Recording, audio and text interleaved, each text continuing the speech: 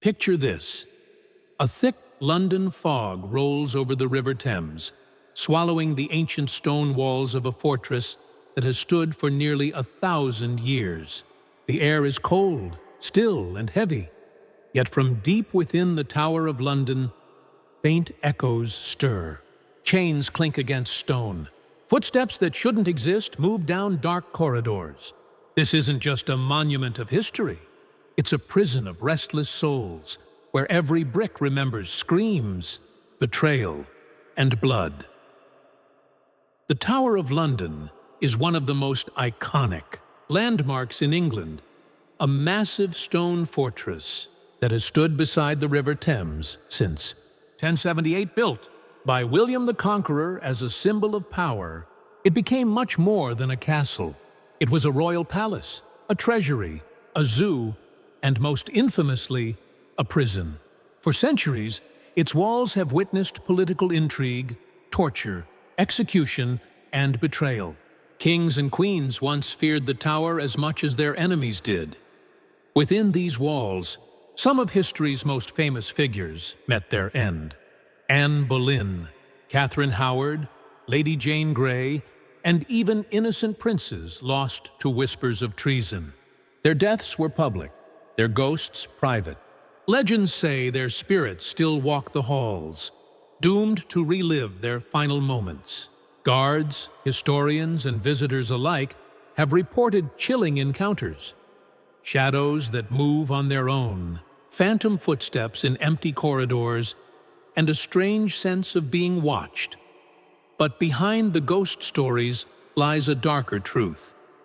The tower's haunting isn't just supernatural, it's historical. Every execution, every betrayal, every drop of blood spilled here built a legacy of fear that refuses to die. Where are you watching from? And what time is it right now?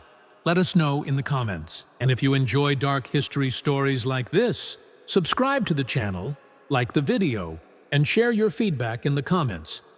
It helps us bring more haunted tales and forgotten histories back to life. Imagine standing before the Tower of London as dusk settles over the city.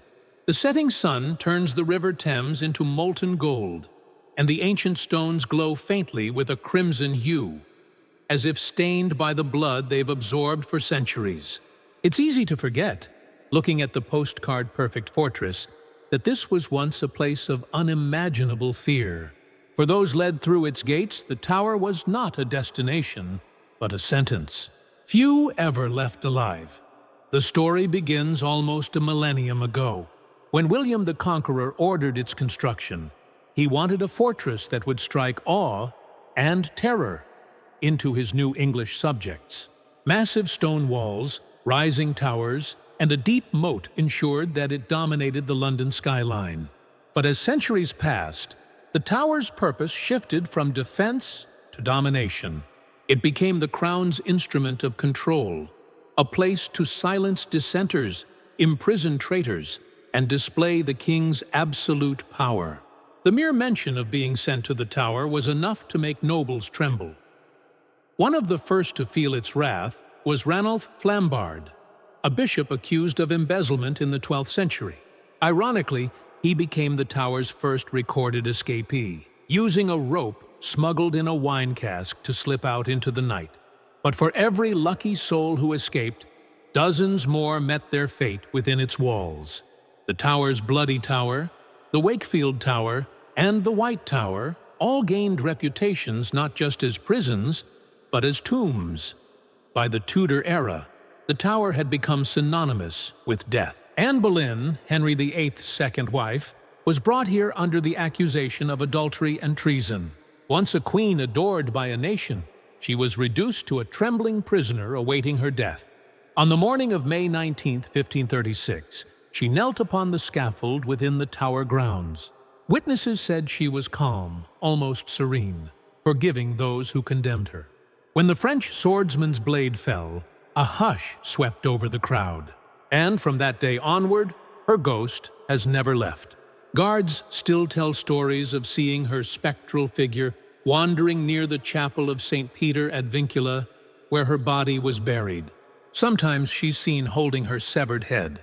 Sometimes she's heard whispering prayers. But always, the air turns cold when she appears.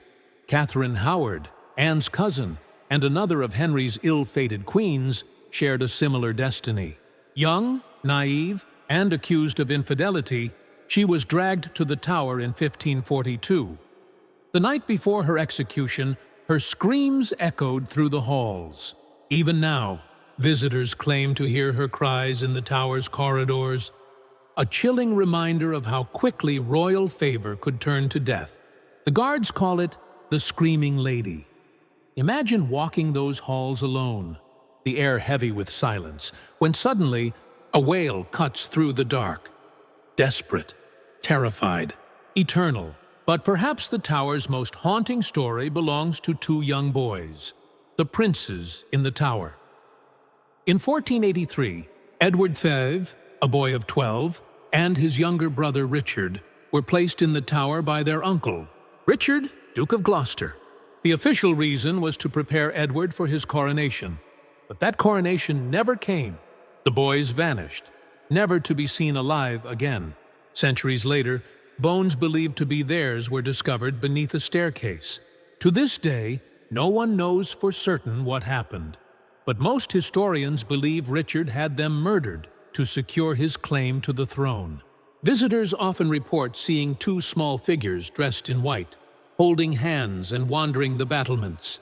Sometimes they appear lost. Sometimes they simply stand in silence, gazing out over the Thames as if waiting for someone to come and take them home. The Tudor executions continued, each leaving behind its own shadow. Lady Jane Grey, the 9 Days' Queen, was only 16 when she was imprisoned here.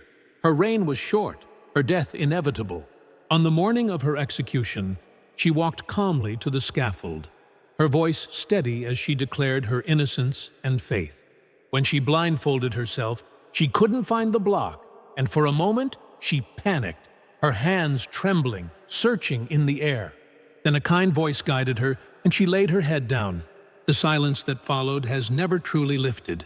Guards have sworn they've seen her pale figure walking the Tower Green on cold February mornings, a spectral echo of that fateful day. Even after the monarchy stabilized, the Tower's bloodlust did not end. The yeoman warders, known as beefeaters, tell countless tales of apparitions that appeared during the night watch. One of the most infamous stories comes from the 19th century, when a sentry claimed he saw a bear-like creature emerging from the shadows of the Jewel House. Terrified, he thrust his bayonet forward and felt it pass through air. Moments later, he collapsed dead from shock.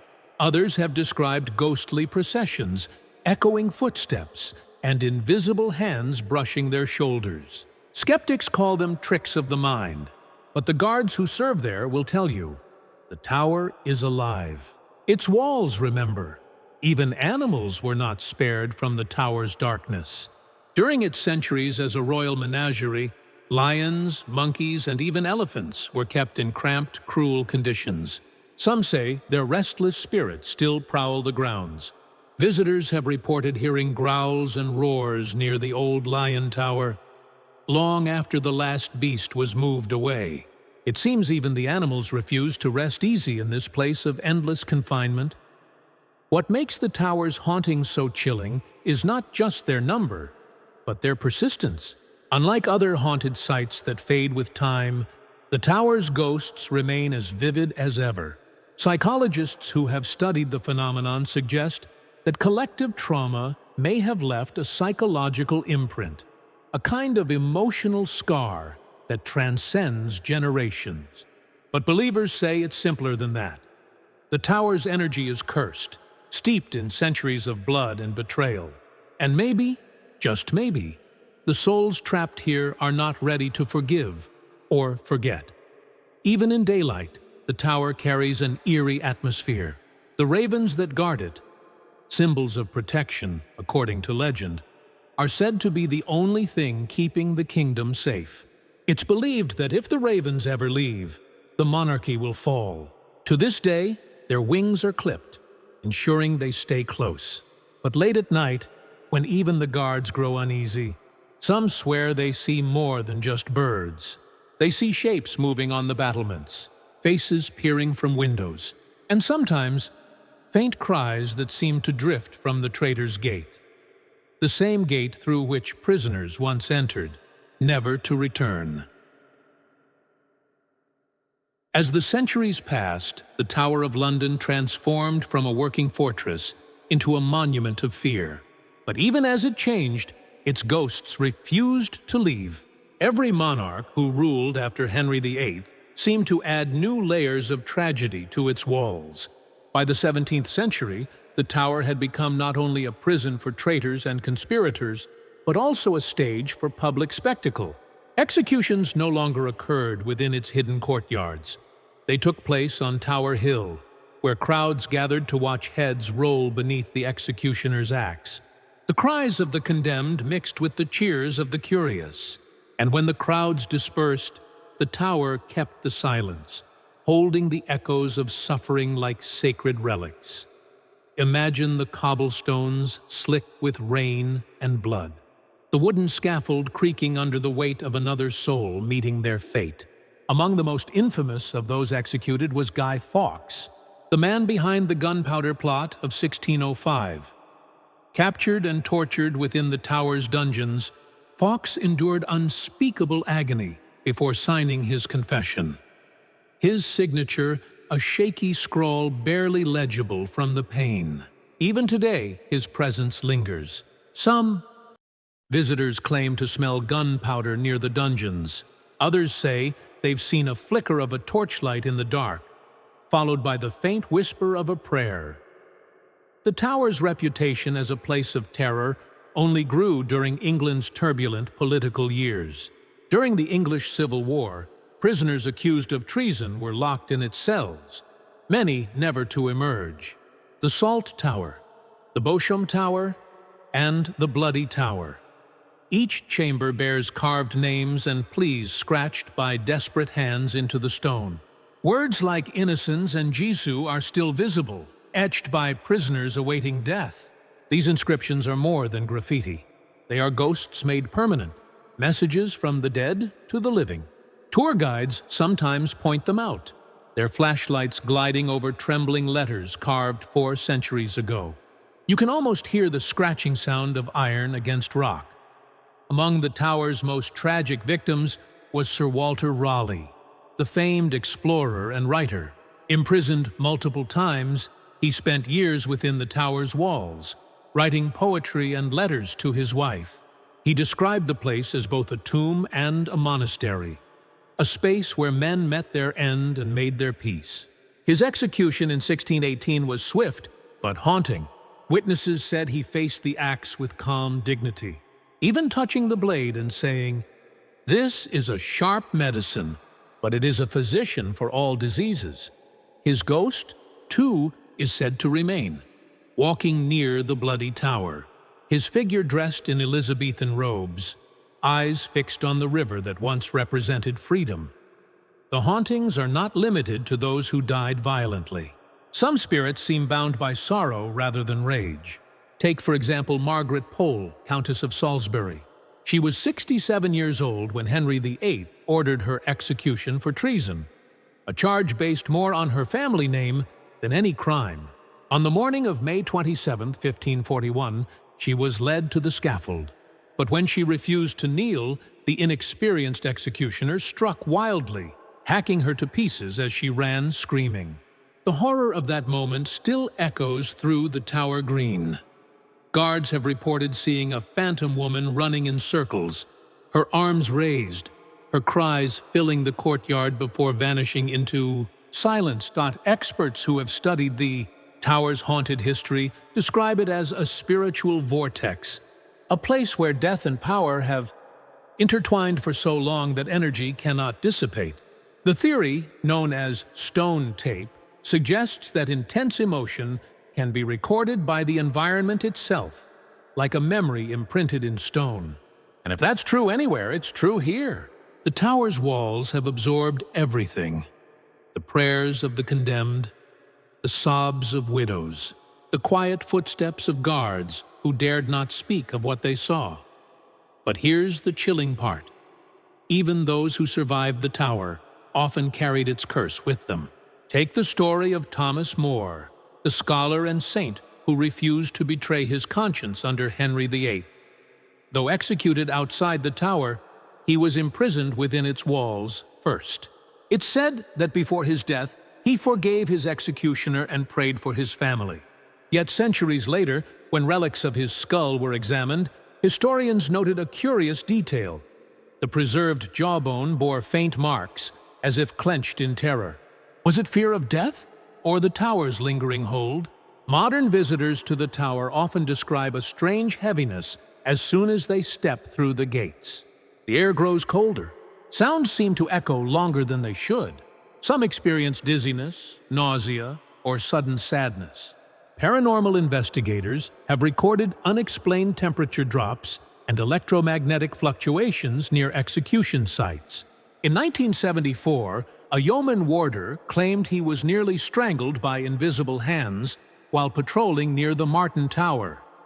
Another guard fainted after seeing a tall, glowing figure glide past him on the stairway. The records of these incidents were quietly filed away, but the stories spread among the guards, passed down like warnings. And then there are the animals, the tower's ravens, said to protect the crown. Legend claims that if the ravens ever leave, the kingdom will fall. But in the 1980s, one particularly bold raven named George kept escaping from the grounds. When he was finally removed, a storm swept through London that very night, knocking down trees and damaging the tower's outer walls. The guards took it as a sign, a reminder that some rules, no matter how old, should never be broken. Even the crown jewels, kept under tight security in the jewel house, are said to have their own ghostly guardian. Some guards report feeling watched as they make their rounds, as if unseen eyes follow their every move. A few even claim to have seen a flickering light hovering near the glass cases, glowing blue for a moment before vanishing. Perhaps it's just a trick of the cameras, or perhaps, as some believe, the spirits of those who died protecting the monarchy still guard its treasures in death. Through wars, fires, and restorations, the tower has remained a silent witness to human cruelty and ambition. Its walls have seen kings fall and empires rise, yet its shadows never fade. Every generation that visits adds its own energy, awe, fear, reverence, and maybe that's why the hauntings persist. The tower doesn't just hold history, it feeds on it. The fear of those who enter becomes part of its foundation, layer upon layer, century after century. So when you stand there, looking up at its looming towers, remember, you're not alone. Every stone beneath your feet has a story. Every gust of wind that brushes your skin might carry a whisper from the past. And if you listen closely enough, perhaps too closely, you might just hear the faint sound of footsteps that don't belong to anyone living. As the centuries turned, the Tower of London became less a fortress of power and more a relic of fear, a place where history had congealed into legend. The executions stopped, the kings and queens faded into portraits, but the shadows refused to die. By the 19th century, when the tower opened its gates to the public, visitors began reporting strange experiences, sudden chills, unseen whispers, and ghostly apparitions that seemed to drift through the ancient corridors. The first recorded paranormal sighting came in 1817, when a guard claimed to have seen the ghost of Lady Jane Grey walking upon the Tower Green. Her figure, described as pale and luminous, moved silently toward the site of her execution before vanishing into the mist. The guard, terrified, fainted on the spot. When he awoke, he was found clutching his halberd, his face white as chalk. And that was only the beginning. Throughout the Victorian era, ghost stories became almost as famous as the tower itself. Visitors were drawn not only by its bloody history, but by the promise of encountering something beyond the grave.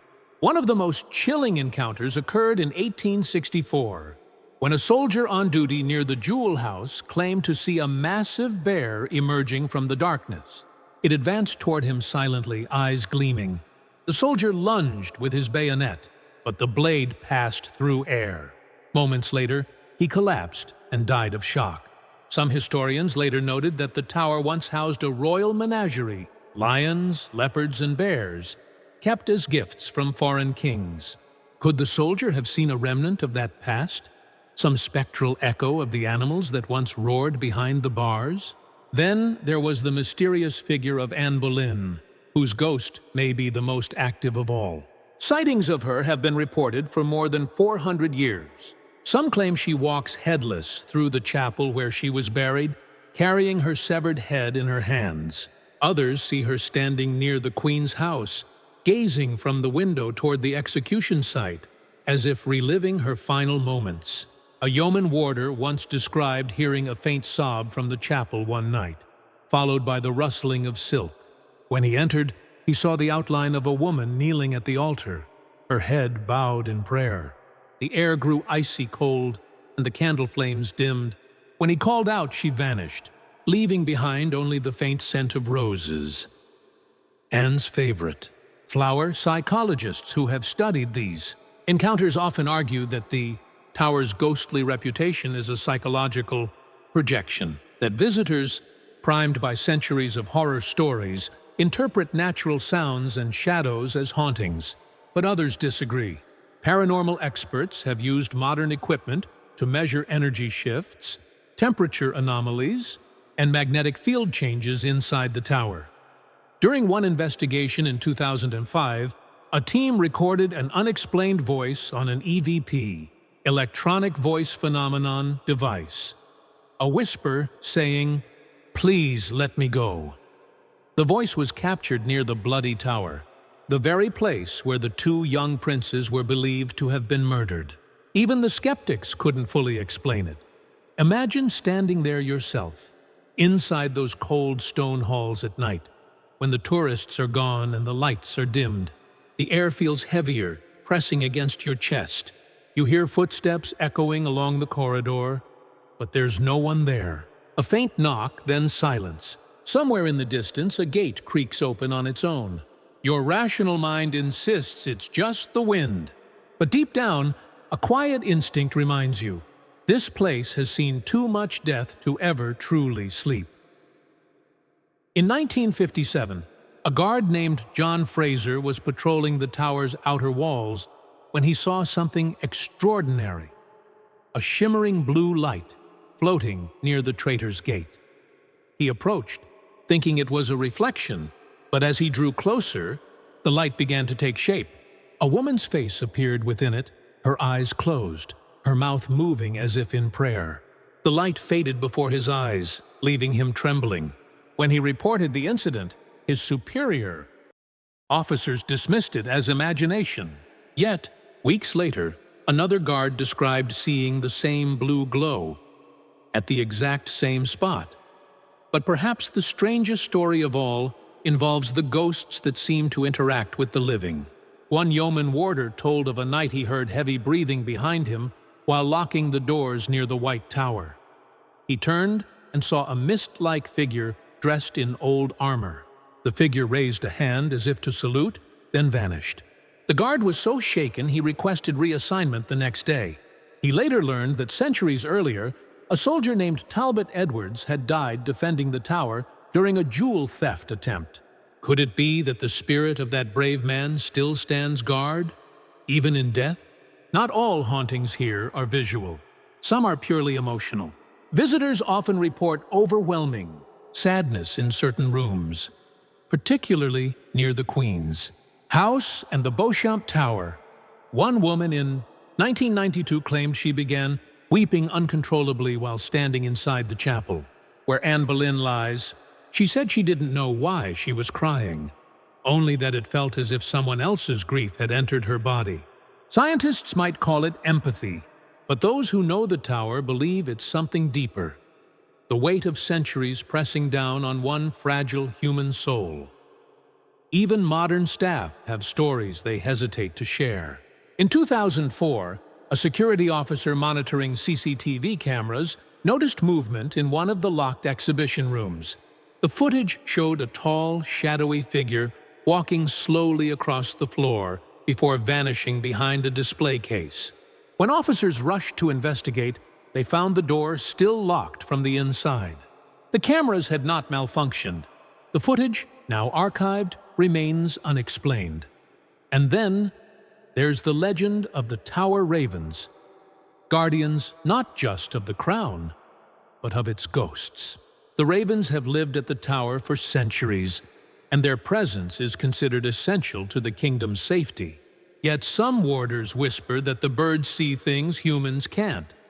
They've been known to gather suddenly on Tower Green, cawing loudly just before a visitor reports a ghost sighting. Once, in 1976, all 6 ravens were found huddled near the White Tower, silent and still. That same night, lightning struck the chapel spire. The warders took it as a warning, a reminder that the spirits were restless. Today, thousands of tourists pass through the tower's gates each week, taking photos, laughing, exploring. But when night falls and the ancient doors close, the energy shifts. The silence returns. Guards still patrol the grounds, lanterns in hand, repeating the same ritual words that have echoed through time. All's well. But deep down, they know it isn't. Because the Tower of London is not just a monument, it's a memory that never fades. Every death, every prayer, every scream has left a scar upon the stone. And those who listen closely enough can still feel them. The executed, the betrayed, the innocent, reaching out through time, whispering from the darkness. They say ghosts remain where they have unfinished business. If that's true, then the tower will never be empty. For how can you rest when your story was written in blood, when your death was ordered for ambition, betrayal, or fear? The Tower of London stands as a monument to human cruelty, but also to endurance. Its ghosts are not just reminders of tragedy. They are witnesses, eternal and unseen, keeping vigil over the truth of what power does to the human soul. As the lights fade over the Tower of London and the last footsteps of tourists disappear beyond the gates, the silence becomes almost sacred. In that stillness, the stories return, of queens beheaded for ambition, of children silenced by power, of guards who still walk their eternal rounds. The tower is more than a monument of stone and steel. It's a living memory of everything humanity has done in the name of fear, loyalty, and control. And perhaps that's why its ghosts endure. Not to frighten us, but to remind us, to whisper that even in the strongest fortress, no one escapes the weight of history. If you enjoyed this story, be sure to subscribe, hit the bell icon, like the video, and tell us in the comments what kind of dark history tales you'd like to explore next. Until then, remember, history never truly sleeps. It only waits for those brave enough to listen.